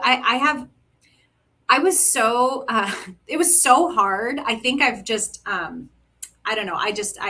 My brain has pushed out It's those memories protected. It's because trauma that your brain is like, don't worry, you don't have to remember this. We'll talk about it yeah, in I therapy. literally cried every day. I didn't have a car, so I was stuck. I was stuck in New Jersey, right? I was hoofing it. So I'm like, I have to figure this out. But I remember like sitting on there was like graveyards in the community, and I would just go sit in the graveyard and be like lament, like wishing I was dead because this was so hard and people were so mean. I Here would look, lies Amanda Johnson, and you just yeah, Amanda's got it so good. yeah. I would look at garbage men and be like, your job looks amazing. And I would just look at stray dogs even and like start daydreaming about just being an animal and not having to like do this because it was so hard. To be honest with you, fair. I mean, it's not like roofing as a redhead in the middle of summer, sure, but it's not an easy job. Yeah. It's by any means. So you And cried. you're terrible. You're so bad It's at it. so terrible. Do you remember your first store? I don't. Do I you remember don't. your first customer? I don't. Okay. I like to ask those too because sometimes people do remember those, and it's let me ask you this. You remember the first time thinking, "Oh, wow, it works." Cuz like sometimes it's like when you get your first customer, that's when it happens, but sometimes it takes a while and when it starts clicking, and then all of a I sudden you think look up I and you're sold a like, lot of my fun with words, a lot of those 3 unit books because I didn't have confidence to ask for, the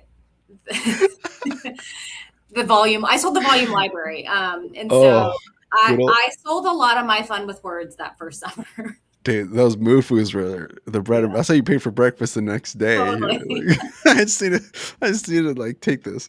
Hilarious. Okay, so did you have so it sounds like you had a slower start. How was the summer overall though? Like, did you have a pretty Good. solid? It was, I Did was you make the just, 10 grand? I made, yeah. So I made 10 grand. I got a check for 7,500. So I did better than average. I won the incentive trip. And I was terrible, but I was a doer. They said make 30 demos a day. And so I was just like, I just got to get 30 demos a day. I'll just do 30 demos a day and I'll do this. And so I just did what I was told to do, and I somehow made it out in the end. And when you're in Puerto Vallarta on that incentive trip, you forget how hard it was. Yeah, you forget Puerto Vallarta too, but not for the same reasons. Yeah. It's nice. The Sicily trip is hard to. That first Sicily trip is also, you know, a special one because it's the first time you've experienced that too. Like, as in, Yeah. I mean, some people maybe have been to incentive No, it was trips, my but like, first time. It was I just felt like that from the summer, completing something so hard, you just feel like amazing, like you're insane, superwoman. insane, Um, and then I didn't realize, like, my whole life I had never, like, the whole self-help world I was completely unfamiliar with. So learning things about positive affirmations, learning things, because I mean, I describe myself as a glass half empty type person. I call myself a realist. I'm kind of negative. love that, And love that. so it was my first exposure to really the power of our mind.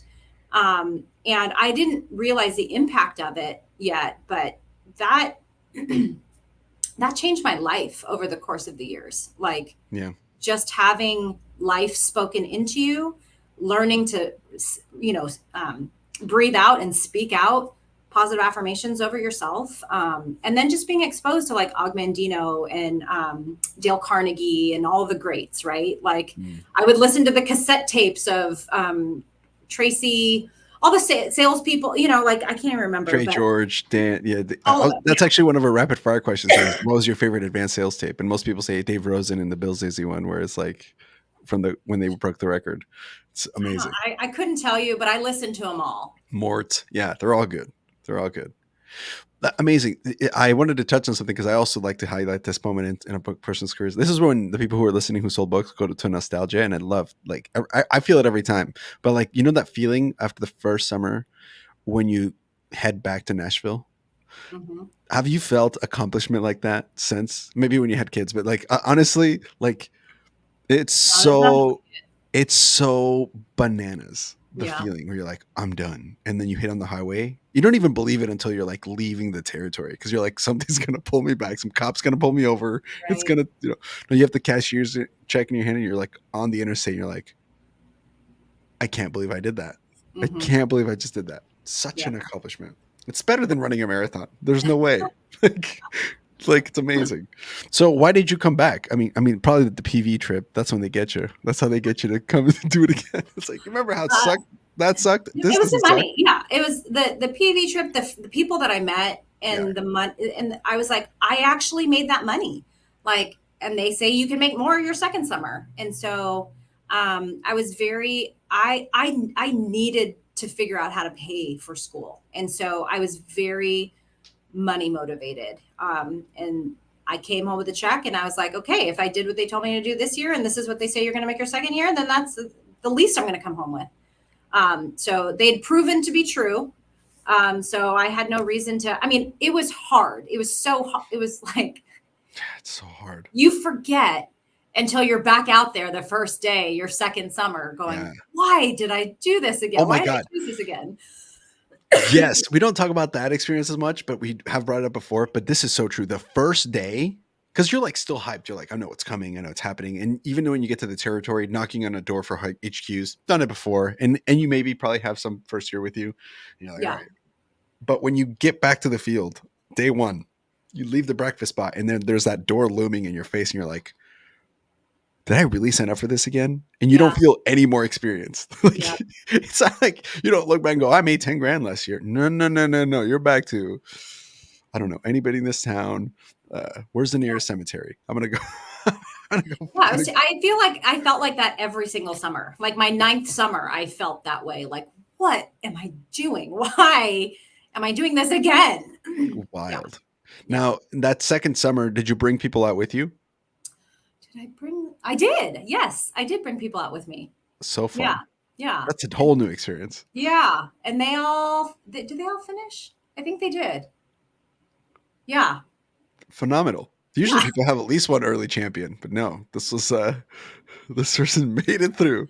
You Yeah. I coached them know all. not all of them made money, but they, Honestly, they made it through the 12 weeks. That's yeah, yeah, that's amazing. So did you do better your second summer? Did you, or yeah. like were you one of those like that improved the whole way all the way to your ninth? Mhm. Or did you I like did. ride the roller coaster? With the exception of my third summer, I had a shorter summer because I can't remember which summer, but I chose to study abroad in Australia. Oh, And so I had a shorter summer that summer.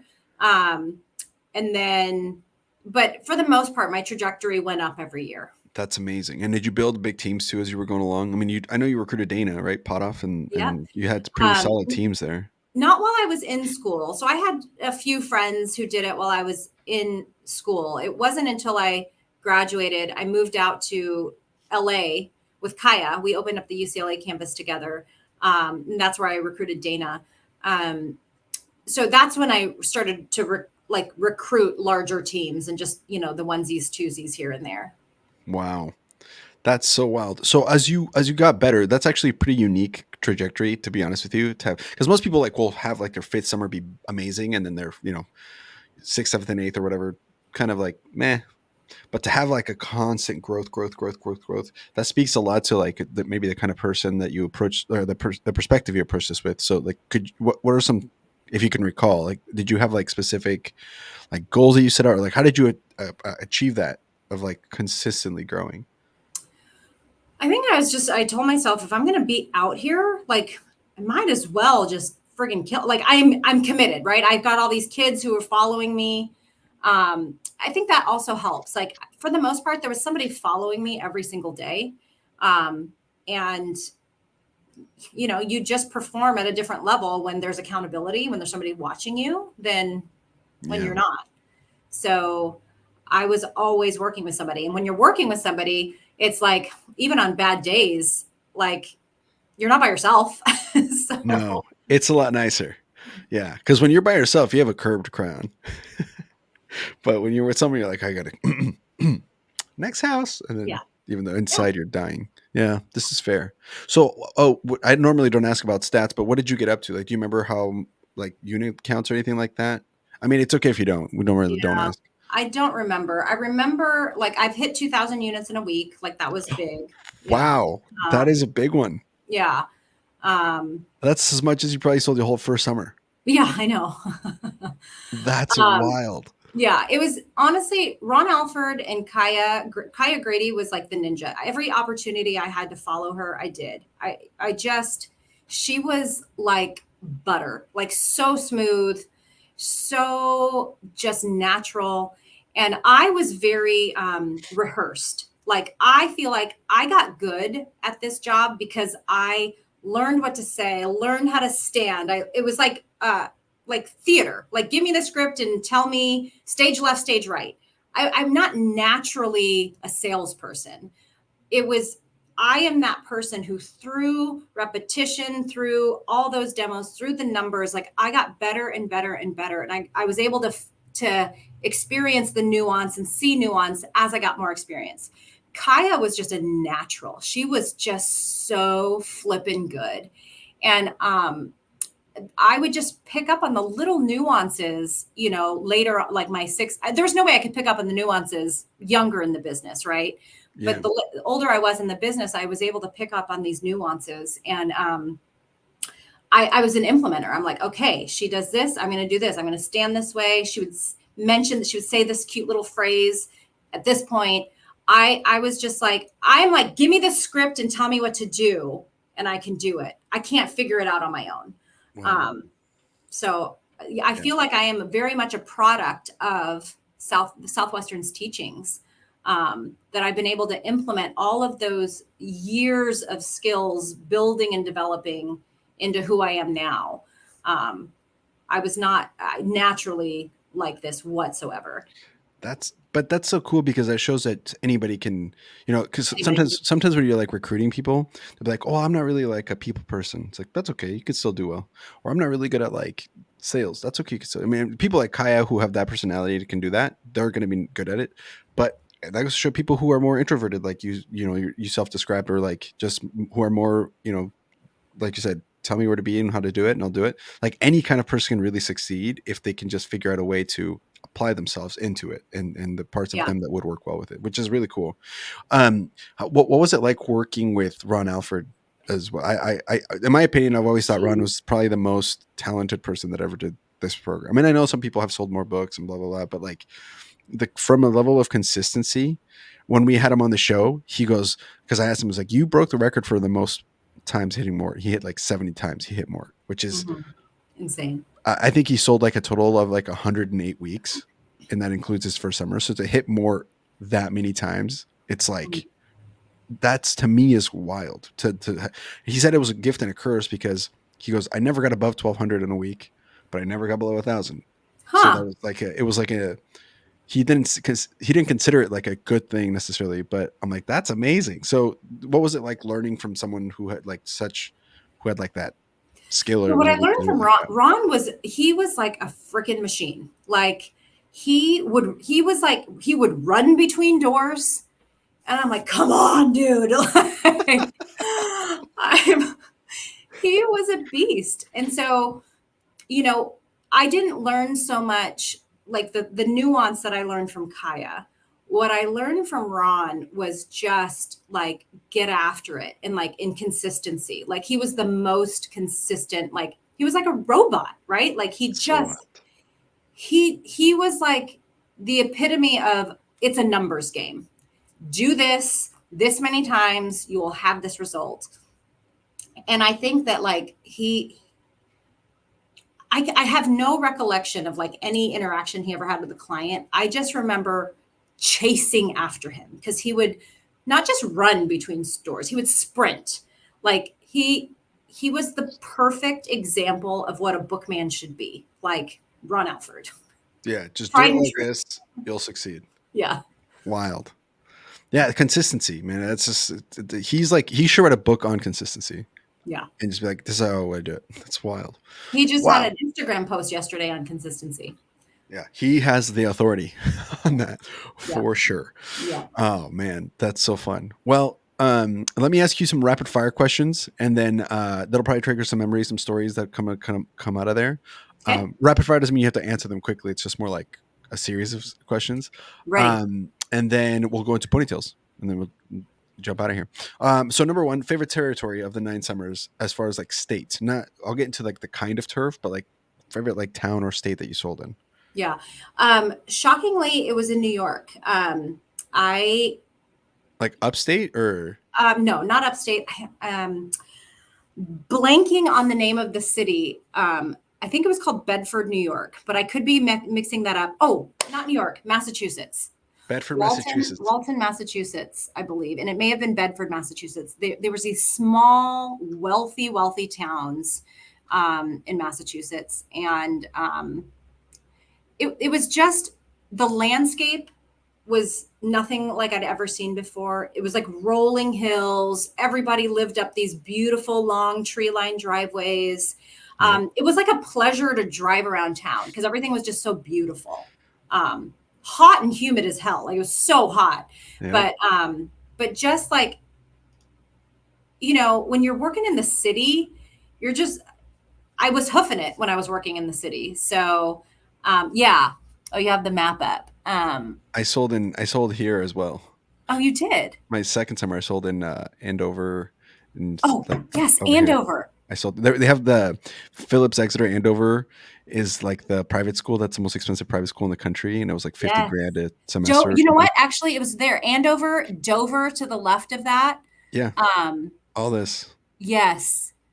great There were so territory. many summers I sold in Massachusetts, and so I think I've sold in all of those communities. Yeah, But we lived in Haverhill and I sold all over here. I yeah, sold to and the then math teacher. Bedford you can see is further to the right. Yep. It's a Um, great territory. People are mean, but they're right to the point, and you can just like boom, boom, boom. They're like, "Have you met any massholes?" See, Plenty. I felt like people were so kind, but because that was later in my experience, so I was really good at that point. Um, Yeah. you know, people were mean where I was really bad. When I Yeah. got good, it was like everyone was lovely. It's like Matt Atchison said that too. It's like, yeah, but you were good the whole time, so it doesn't count. This is terrible. All right, so Massachusetts. I did like Massachusetts and selling in that area. That when people have money, that's a different kind. Which leads us to rapid fire question number two. What Yep. was your favorite kind of turf? Because some people say country, low income country, high income country, suburbia, like really intense. Like everybody's right in the same spot. What was your favorite?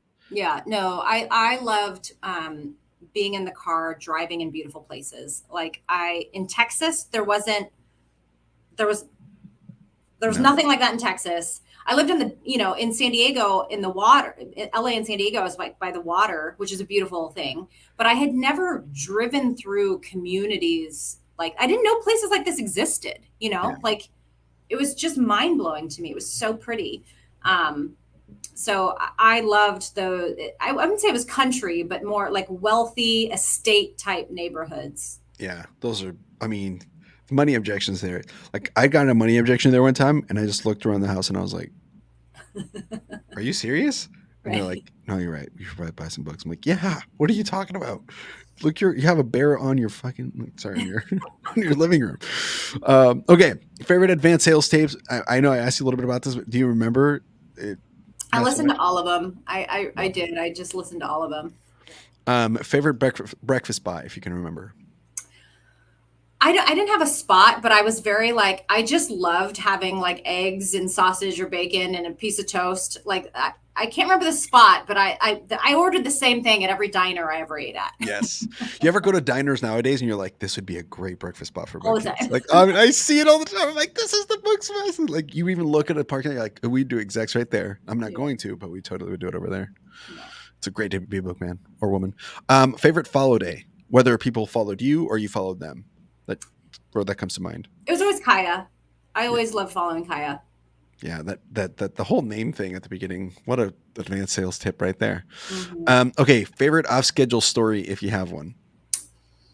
I was pretty rigid. I wasn't as like machine as Ron Alford, but like if I got off schedule, it was like I don't know. I went and sat in a bookstore or something like that, or a coffee shop, and Oh we yeah, didn't have cell phones, right? So we couldn't just like sit and scroll or you. So it was really. I didn't. I was you're going to the boring. houses. That's all right. It's all good. So my first summer I was totally on schedule. Second summer pretty on schedule. Third summer, Barnes and Noble and movie theaters. Man, it was great. Air conditioning. Okay, favorite sales day. Now this could be like because you sold the most, or it's like that's why it's memorable, or it could be because it was like your last one, so that's why it's memorable, or it could be like it was the time you almost quit, but then you didn't quit, or whatever. Like what, like the day that you were calling the story, like that was a great day on the book field.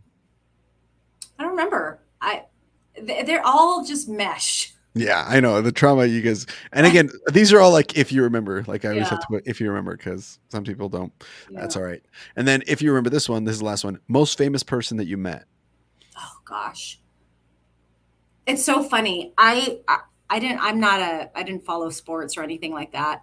But I worked in these really wealthy neighborhoods that lots of athletes lived in. So people would be like, I had their names on they bought, but I didn't know who they were. But everyone was, and I couldn't even tell you their names now. But I had a lot of like professional athletes People buy, paying for the Red Sox or the Patriots. couldn't tell you who they were. Yeah, Tom Brady spouses bought who were, books. oh I yeah, don't know if you know the Brady's, yeah, but they bought books, or they're like, "Oh, you don't know Tom? You call him by his first name." yeah. So I had celebrities, but I didn't know them who they were. So I wasn't, but everybody else did. So I used That's a it. good name to have. That's awesome. Yeah. Okay, cool. So now we can move on to the Ponytails podcast or the Ponytails segment of the show. For people who are listening and to buy you some time to think, it's typically this is where we ask people for their favorite story, or their favorite memory, favorite recollection of the time of their time selling books. We've had laughs, cries, oohs and ahs. You wouldn't imagine some of the craziest things we've heard on this podcast. But if you want to hear about them and not have to imagine them, go check out a bunch of other episodes because every one of them has been a blast for us. So without further ado, Ruthie, whatever ponytails or tail comes to your mind, Sure. this is your time. Take it away. So the most life changing, impactful thing that ever happened to me was on the book field, and it was my fourth summer. I was in the organizational leader, and I was working in Lancaster, Pennsylvania. And I was still in college. I was a senior in college. I wasn't a sales manager or anything, but I ran the org, and all of the kids. So most of the kids were for TCU. So I was working with lots of kids from Texas Christian University. I was not a Christian, and there's a lot of Christian leaders in Southwestern. So this was kind of my first exposure to Christians. I had no sort of religious background growing up. So my fourth summer, that one Sunday, we do our thing. We're at some park, and all the students that I was leading, they're like, "Hey, we really want to go to church." Granted, I get it; they're from TCU, and I'm like, "No, I'm the leader. We're not going to church." But I didn't drive that Sunday. My roommates did, and they were like, "Well, we're going to go to church, so we can come back and pick you up, or you can just come with us." And so I was like, "Fine."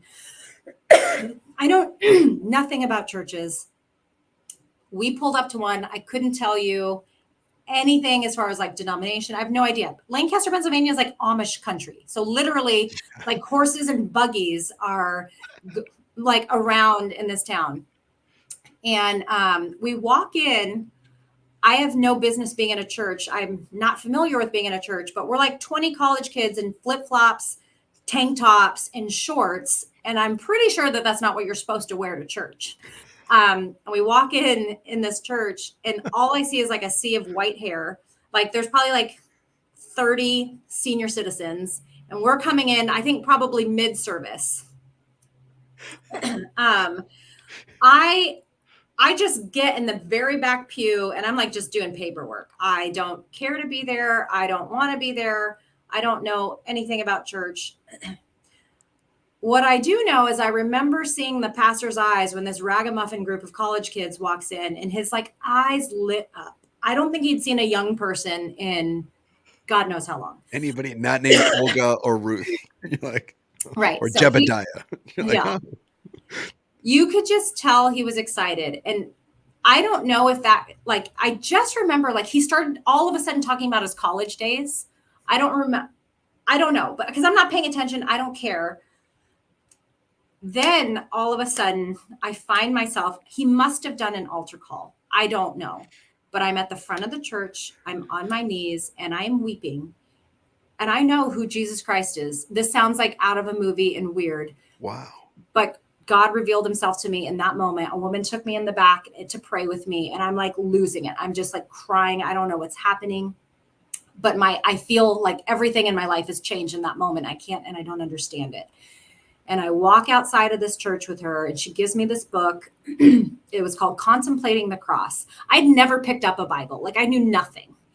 And she said, get a Bible and read this book along with it. And I walk outside that church, and I am not kidding, Andres. I saw in color for the first time. My whole life I've lived in black and white, and I saw color for the first Wow. time, and my life changed from that moment. Like I had a transformational moment with God at some random church in Lancaster, Pennsylvania, and I became a believer that day when I was 21 years old. The family that I was living with, he was a pastor at our HQ. So he was a pastor, and I came home and I told him and gave me a Bible, and I started reading the Bible for the first time. And he told me where, because I didn't know that you don't start it in Genesis. I just knew nothing.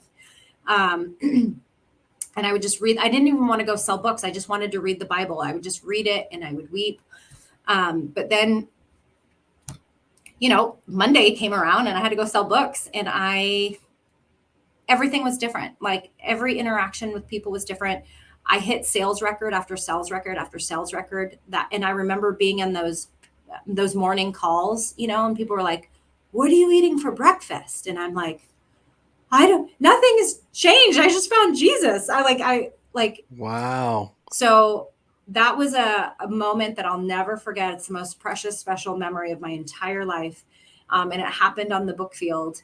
And it like selling books changed my life. And then I came to God while I was selling books, and my life has never been the same. That's amazing. Yeah. That's amazing. I love that. I love stories of people who find their faith. in while they're selling books, because it's a place that'll bring it out of you. I have a similar story, or I can Mm, relate because I have something not quite the experience, but like I understand what you mean. Where it's like when things start happening and the only explanation is that God's reaching out to you, going, "Hey, look up, bro. I'm talking to you." Like, yeah. or sister, look up. I'm Yeah. here. I'm in your Okay. face. I'm trying to. Hey, you know, that's insane. And how it's Right. changed your life going forward, like just Yeah. everything about, I mean, probably one of your faith is probably something that your husband, I'm guessing, but it's probably something your husband really appreciates and loves about you, is your faith in Jesus. And so because of his background, right? And so Yeah. like would that have happened? Like, so many things that you look Yeah. back and you're Definitely like, not. would have never happened if it hadn't been this way. Yeah. Wow. Ooh, that's really cool. That's a great ponytail. Yeah. It really is. Oh man, I love that. You know what? That's a good one to close on. We're gonna leave Perfect. it on that. Wow. So let me just say now, uh, thank you so much for being on here, for giving your time. And we literally discussed in these 2 hours how much time you don't have. So the fact that you've given me 2 hours of your life, I'm really, really thankful for. And I'm sure people listening have also taken a lot of this. I've learned a lot out of this. So if you guys, again, one more time, if you want to reach out to Ruthy, if you're in the Tacoma, Gig Harbor, Washington area, and you're looking to buy, sell home, if you have friends in that area, talk to Ruthy. Also, if you sold books and you're in that area, I mean, I know we have, like I said, we have people who had on the show, not Sharon McDonald, Eliav Cohen, just off the top of my head. There's several others that we've had from Seattle. Maybe we should do like a little get together of book people and by the Ponytails podcast and hang Mhm. out. But if you guys want to go say hi to Ruthy, go check out her Instagram. That's Ruthy Ann, ANN Taylor, TALOR. It's going to be Taylor. Taylor. Sorry, thank you. It's going to be that you can just click on the link. It's going to be in the description notes. Just scroll up and touch that. Or if you can't, just find us on Instagram. Email us at knock at the Ponytails podcast, and we'll get you in touch with Ruthy if she's open to that. But on that note, Totally. thank you so much. Did you have fun? I hope it was. I hope It it was was awesome. It cool. was awesome. Always good to talk to a book man or a book woman. And so much fun. All right, guys, thank you so much. We'll catch you guys on the next episode. Make sure you guys go follow us on Patreon if you want to support us financially. We're trying to get away from ads by getting more supporters. That a lot of people giving a little is better than a few people giving a lot. So it would help us with like the mission that we're trying to do here, which is connecting all the alumni and kind of building that network independent from Southwestern. So we're excited about that. Thank you so much. My name is Andres Gamboa. We'll catch you in the next episode. Bye, everybody.